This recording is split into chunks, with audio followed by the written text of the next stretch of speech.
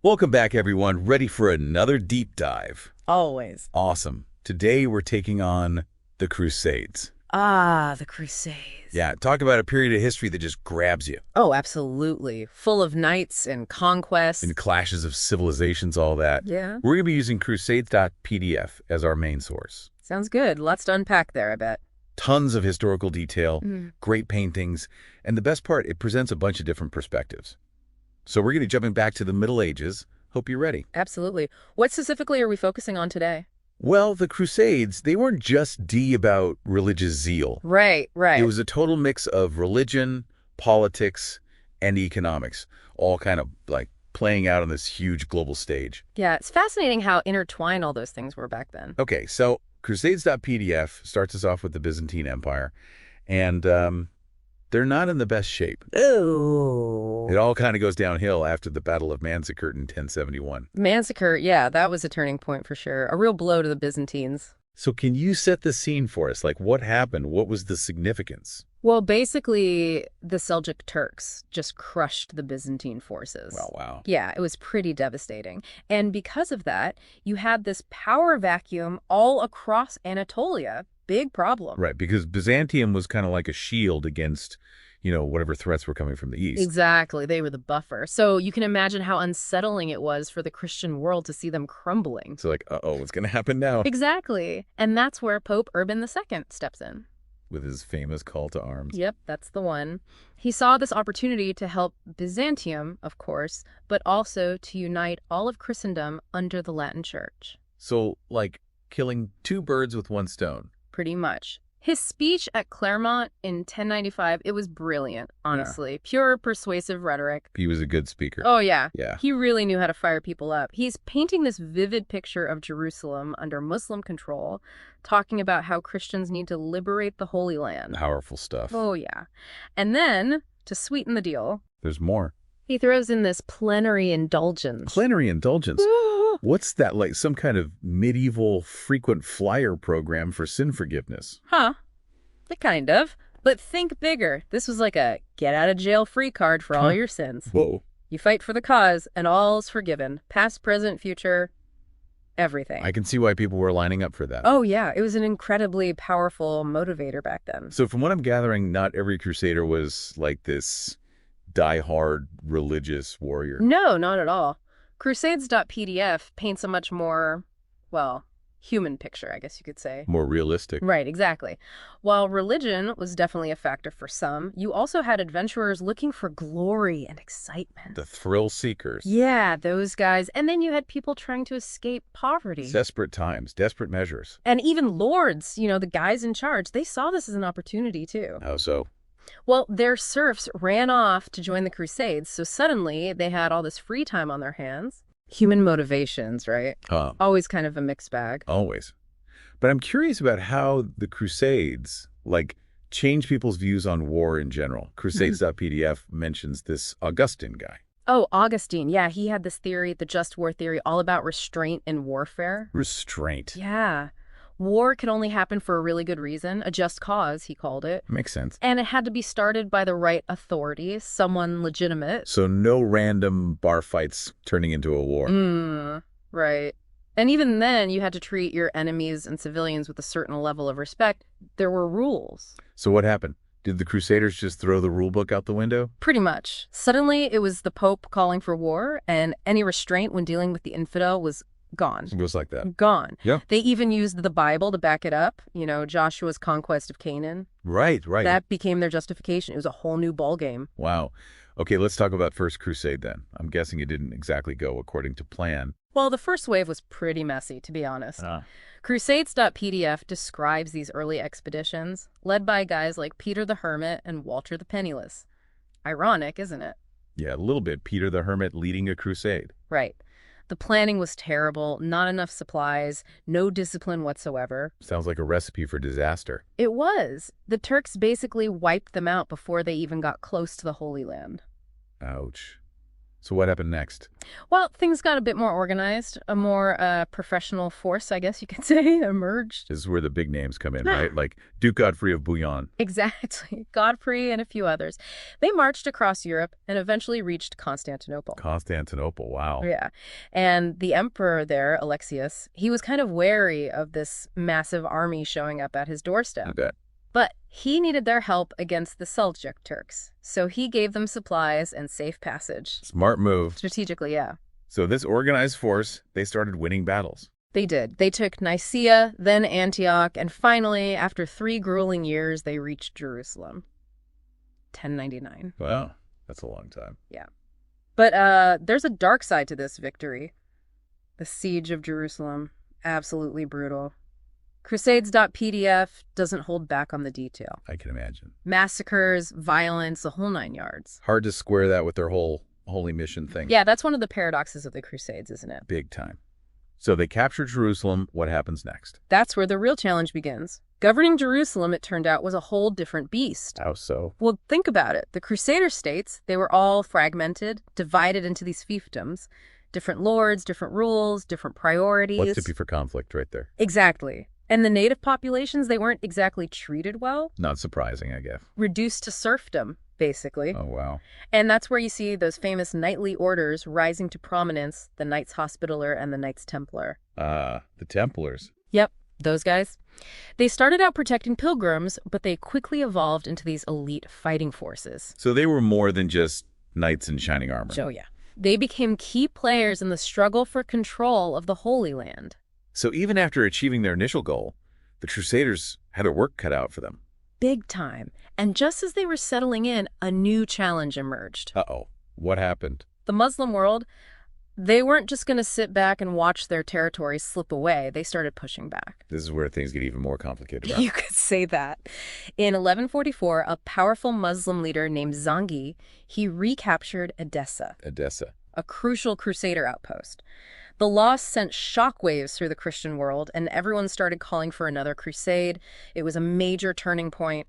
The loss of Edessa, that is. It really shook things up for the Crusaders. I bet. So a second crusade, that's what everyone was calling for. Exactly. The fervor, it was reignited. Back in Europe, everyone was fired up again. Makes sense. So who are the big players this time around? Any familiar names? Well, you had St. Bernard, for one. Oh, yeah, St. Bernard. He was a really renowned preacher, and he totally took up the cause. So he was like the hype man for the Second Crusade. You could say that he was traveling around, rallying kings and emperors, urging them to join the fight. Did it work? Oh, yeah. King Louis VII of France, Emperor Conrad III of Germany, they both answered the call. Wow, that's a pretty impressive lineup. It was.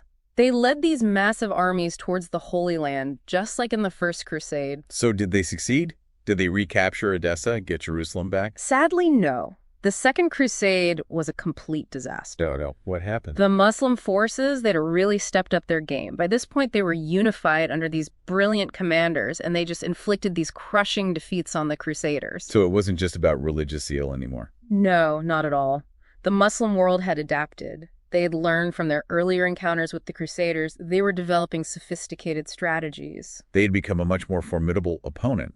Exactly. Battles like Dorylaeum and Italia, those really exposed the Crusaders' weaknesses, tactically speaking. 2 crusades in, and Jerusalem was still in Muslim hands.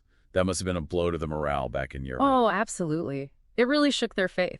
People started questioning God's favor. Like, how could they be so thoroughly defeated if God was on their side? It's like their whole worldview is being challenged. Yeah, for sure. It marked a turning point. This idea that the Crusades were invincible, that was gone. Okay, so things aren't looking so good for the Crusaders. And this is where Saladin enters the scene, right? The legendary Muslim leader. That's right, Saladin. He was a brilliant strategist and a powerful unifying force in the Muslim world. Unifying how? He brought Egypt and Syria under his control. Imagine that. One leader controlling that much territory. That's huge. He must have been a real threat to the Crusader states. Oh, yeah, a major threat. And you know what? He actually retook Jerusalem in 1187. Wow, that's a game changer for sure. It was Crusades.pdf really emphasizes this moment. It was a huge symbolic victory for the Muslims, and it really demoralized the Crusaders. I bet. But I thought Saladin had a reputation for being, like, merciful, right? Yeah. Even towards his enemies. Yes, that's true. Our source notes that despite recapturing Jerusalem, he treated the city's inhabitants with a lot of mercy, especially compared to what happened during the First Crusade. So a much different approach. Totally. And that really complicates things, doesn't it? It does. It makes him seem like more of a complex figure, not just some, evil villain. He was a fierce warrior, no doubt about it, but also, by many accounts, a man of honor. Interesting. And then we have the Third Crusade, led by, what was his name? Richard the Lionheart, right? That's him, the English king with a flair for the dramatic. He was determined to get Jerusalem back no matter what. And, of course, that meant going head-to-head with Saladin. Yep, they clashed in a series of pretty epic battles. I remember reading about that. Their relationship was interesting, though, right? Like, they were rivals, but there was also respect. Yeah, Crusades.pdf goes into that. It was this fascinating mix of warfare, chivalry, and, believe it or not, moments of mutual admiration. Really? Yeah. They exchanged prisoners, even gifts at times. There's this one anecdote where Richard actually knights the son of a Muslim ambassador. Wow, that's pretty surprising. And when Richard fell ill during the crusade, Saladin sent him his own personal physician and fresh fruit. So, rivals on the battlefield, but still bound by this code of honor. Exactly. It's a really nuanced relationship, not just black and white. So, did Richard succeed? Did he get Jerusalem back? He didn't, actually. The Third Crusade ended in a truce. A truce. Yeah, Richard managed to keep control of some coastal cities that gave Christian pilgrims access to Jerusalem. So not a total loss. Not quite, but Jerusalem itself remained under Muslim control. So in the end, Saladin won. You could say that through his strategies, his brilliance, and maybe even his more pragmatic approach, he held his ground. It's like a stalemate, almost. Yeah, kind of. But the Third Crusade was a turning point, too, in its own way. How so? Well, it showed that even with someone like Richard the Lionheart, victory wasn't guaranteed. The Crusaders weren't invincible after all. Nope. And the Muslim world. They were definitely not going down without a fight. So, 3 Crusades down, lots of twists and turns. Where do we go from here? Well, next up is the Fourth Crusade. And this is where things get really interesting and kind of controversial. Oh, how's? Remember how we talked about the Italian city-states and their economic interests in all this? Yeah, definitely. Money always plays a role. Right. Well, Venice, with its powerful navy, they were key players in this one. And they had some demands. Demands. Oh, yeah. Crusades.pdf says they basically held the Crusaders hostage to their financial needs. They wanted something in return for their help. What did they want? They wanted the Crusaders to capture the port of Zara. Zara? Yeah, it was this rival trading hub in Hungary. A problem, though. Zara was a Christian city. Wait, so they wanted the Crusaders to attack fellow Christians? Yep.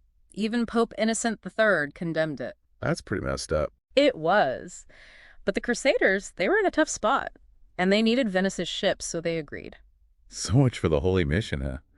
Sounds more like greed and politics were taking over. Yeah, things were getting messy. But it gets even more complicated. Uh-oh. What now? Well, Constantinople, the heart of the Byzantine Empire, it had become very wealthy during the Crusades. From all the trade. Exactly. Yeah. And certain factions within the Crusader camp, they saw an opportunity. To what? Take some of that wealth for themselves. You got it. They argued that seizing Constantinople would make them rich, and bring the city back under the control of the Western Church. Convenient excuse, right? Very convenient. Remember, the schism between the Eastern and Western churches was still a huge issue. Right. So basically, they were using religion to justify their greed. Exactly. And what happened next was one of the most shocking events in Crusader history. The sack of Constantinople in 1204. A Christian city plundered by a Crusader army. Whoa, I can't even imagine. It was brutal. Crusades.pdf describes churches being looted, priceless art and manuscripts destroyed, a total disaster. So instead of strengthening Christendom, the Fourth Crusade actually weakened it. In a big way, Constantinople, the Byzantine Empire, they never really recovered from that attack. It left them vulnerable to the rising power of the Ottoman Turks. Who would eventually conquer the city, right? Yeah, in 1453, that's right. So yeah, talk about unintended consequences. The Fourth Crusade really backfired. Big time. It's like they completely lost sight of their original goals. Yeah, the initial zeal, the idealism, it was fading fast, replaced by cynicism and disillusionment. So were there any more crusades after this mess? There were a few attempts, but the momentum was gone. The magic had kind of fizzled out. Crusades.pdf mentions the Children's Crusade of 1212. The Children's Crusade? Yeah, tragic story, really.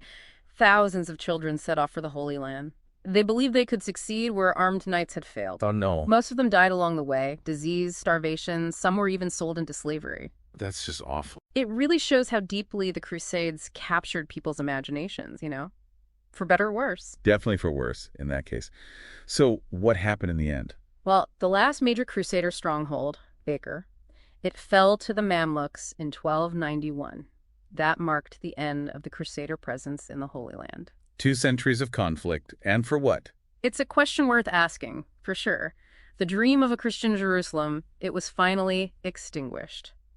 So let's talk about the legacy of the Crusades. Yeah. What was the lasting impact? How did they change the world? Well, Crusades.pdf divides it into failures and successes, but I think it's way more complicated than that. Yeah, I figured. It's never that simple. Nope. You have these intended consequences, unintended consequences. It's all tangled up. Okay, so let's start with the failures. What went wrong? What didn't they achieve? Well, obviously, Jerusalem remained under Muslim control. That was the main goal, and they failed. Right. The schism between the Eastern and Western churches, that actually widened because of the Crusades. Making things worse instead of better. Yeah. And then there's the relationship between Christians and Muslims that was irrevocably damaged. So much bloodshed, so much hatred. It's hard to see how anything good could come from that. It sounds like the Crusades, in many ways, actually achieved the opposite of what they set out to do. In some ways, yeah. But there were also these unexpected outcomes. Like what? Well, the source highlights the rise of trade and exploration. Think about it.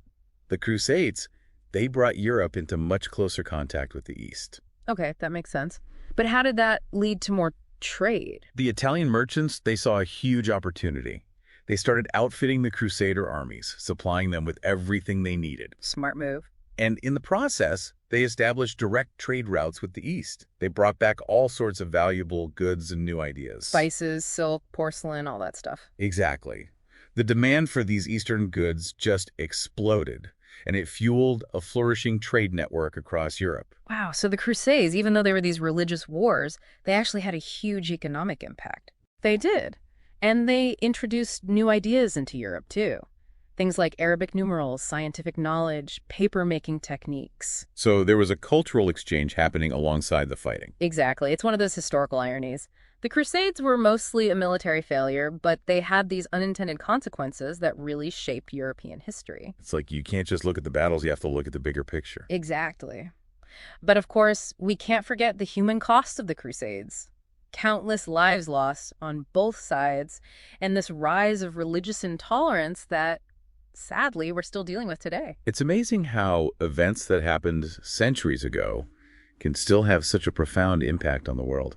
It's true. The Crusades were a pivotal moment in history, no doubt about it. They bridged East and West, brought about new ideas and technologies, and left a legacy that continues to resonate today. We've covered so much ground today. From the fervor of that first crusade to the eventual decline, the fall of Acre, it's been quite a journey. It has. We've seen the best and, well, the worst of humanity. Definitely. But there's one more piece of the puzzle we need to examine, right? The Reconquista. Ah, yes, the Reconquista. This is where we shift our focus to the Iberian Peninsula, to Spain and Portugal. A whole other conflict happening alongside the Crusades. Exactly, and it's just as important, just as fascinating. All right, I'm ready for it. Let's dive into the Reconquista. Okay, so the Reconquista, this was basically a centuries-long struggle between Christians and Muslims for control of the Iberian Peninsula, right? Exactly. It's a story of conquest, reconquest, and shifting borders, all playing out over hundreds of years. Crusades.pdf mentions that the Muslims invaded the Iberian Peninsula way back in the early 8th century. That's right, 711 AD, to be precise. They swept across North Africa and into Iberia, establishing powerful kingdoms that covered most of what we now call Spain and Portugal. And the Christians, they were just pushed aside. Well, not entirely. There were a few small Christian states that managed to hold on in the north, like Catalonia. They became these pockets of resistance, keeping the flame of Christian rule alive. So the Reconquista, that's where the Christians started fighting back, trying to reclaim the land they'd lost. Exactly. It was a slow process at first, with victories and setbacks on both sides, but gradually the Christian forces started pushing southward, expanding their territory. The book mentions that by 1150 they'd recaptured Lisbon. That's right, Lisbon was a major victory, a real turning point. It signaled that the Reconquista was gaining momentum. And it wasn't just local forces involved, right? I mean, people from all over Europe were coming to fight in the Reconquista. Absolutely. It became a rallying point for Christendom. You had knights, soldiers, even adventurers, all eager to join the fight against the Muslims in Iberia. So it was like a mini crusade happening in Europe. You could say that it definitely captured the imagination of people across Europe, much like the Crusades in the Holy Land. So by the 13th century, how much land had the Christians recaptured? They'd made significant progress. By that point, only the Kingdom of Granada remained as the last Muslim stronghold in Iberia. Granada. That name rings a bell. Wasn't its capture a pretty big deal? It was the fall of Granada in 1492 marked the culmination of the Reconquista, the end of Muslim rule in Spain. 1492. That year sounds familiar. Didn't something else major happen that year? It did. 1492 was also the year Christopher Columbus set sail for the Americas. Wow. Talk about a pivotal year. Yeah. The end of an era in Spain and the beginning of something completely new across the Atlantic. It's amazing how history sometimes throws these coincidences at us. Crusades.pdf actually draws a connection between the two events. Ollie. Yeah, King Ferdinand and Queen Isabella, the monarchs who oversaw the final stages of the Reconquista, they were incredibly devout. So they saw the Reconquista as a victory for Christianity. Absolutely. And they believed it was their duty to spread Christianity even further, which is one of the reasons they were so eager to support Columbus's expeditions. So the Reconquista, even though it was focused on Iberia, it actually played a role in setting the stage for the Age of Exploration. Exactly. It's a reminder that historical events are interconnected, often in unexpected ways. Okay, so we've covered a lot of ground today, from the Crusades in the Holy Land to the Reconquista in Spain. It's clear that these conflicts had a huge impact on the world, shaping the course of history for centuries to come. No doubt about it. They were driven by complex motivations, a mix of religious zeal, political ambition, and economic interests. And the consequences, both intended and unintended, are still being felt today. It's been an incredible journey exploring this fascinating and turbulent period in history, and I think we've learned a lot. I agree. It's been a privilege to delve into these events with you, and I hope our listeners have gained a deeper understanding of the Crusades and their lasting impact on the world. Thanks for joining us on this deep dive. Until next time, keep exploring, keep questioning, and keep learning.